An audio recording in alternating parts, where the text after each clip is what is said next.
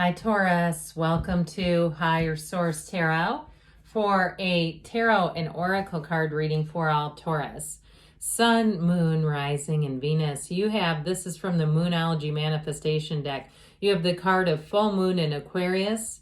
Be real. Isn't that a beautiful card? Kind of a mystical feeling card. Be real. We'll see what that does with the tarot here. Pardon me on this. There we go. All right.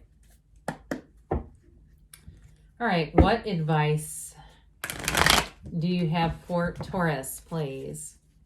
What does Taurus need to know, please, for the best and highest good of all involved with Taurus? Guidance for Taurus, please. All right, we'll lay out the tarot here, and we will then conclude with an Angel Answers Oracle card reading. You have the Ace of Wands, New Beginnings, the Five of Swords, the Queen of Wands, the Two of Wands, very fiery energy, the Chariot, the Ten of Pentacles, the Empress, beautiful reading, guys, and the Seven of Pentacles. So you have here Earth, Fire, and Air. You have Cancer energy as well, but I sure do like it. I mean, there's something here with money, and I just feel like going after what you want, and especially too with this Ace of Wands, new beginnings with that Ace of Wands. It's like you can't get enough of it. You will have it on your mind at all times. But with the Chariot, you're driven to success, and that Empress energy is the path to the heart. So I definitely feel like with a new beginning, you're going to be quite passionate about it. Okay, it's like something that I feel like if it's starting even like a social YouTube, I was going to say social media, that's okay.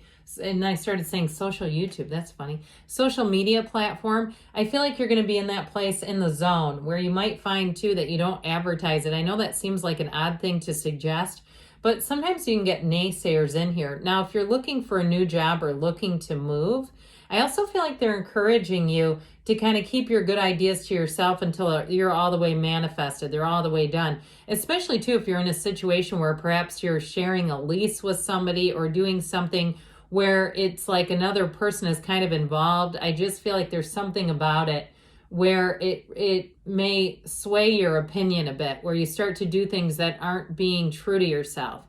That energy of be real, it's like this to me.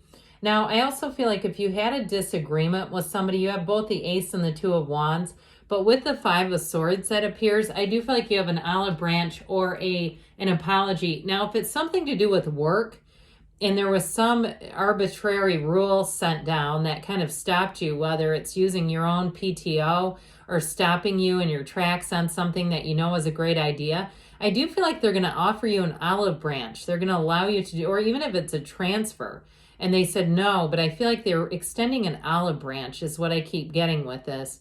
And if it's something too with a living situation, they may try to get you to stick around. If you are trying to move and do something, I feel like with this, that Ace of Wands is what it comes from.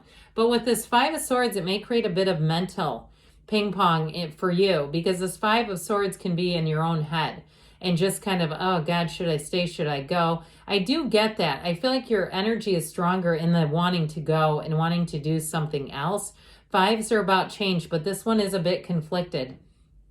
Now, if it's a relationship, you may have, I feel like somebody coming in who's quite strong energetically with the Empress and the Chariot in terms of love.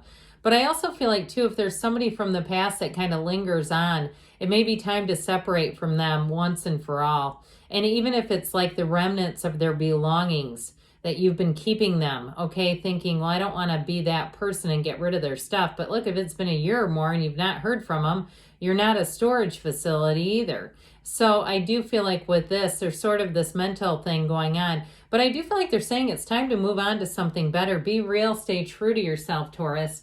So this Queen of Wands and the Empress, when they show up, talk about passion in relationships, chemistry, sparks flying, okay? We get it down here, all right? It's depicted very clearly. So I do feel like in a relationship, it's going to take off and take off her wildly. I guess that's okay. That might be kind of fun.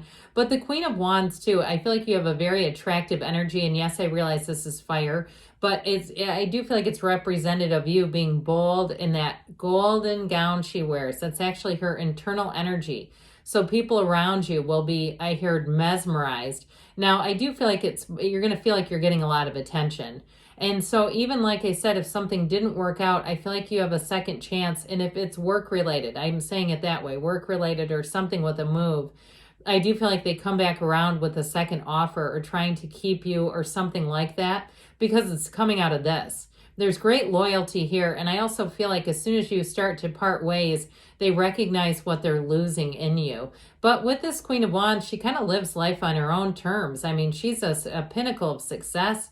She's also, too, a card of somebody who's a manager, a supervisor. She's always moving up. So when the wands appear, especially so many with the pentacles here, it really is a symbol that you're going to be making gains.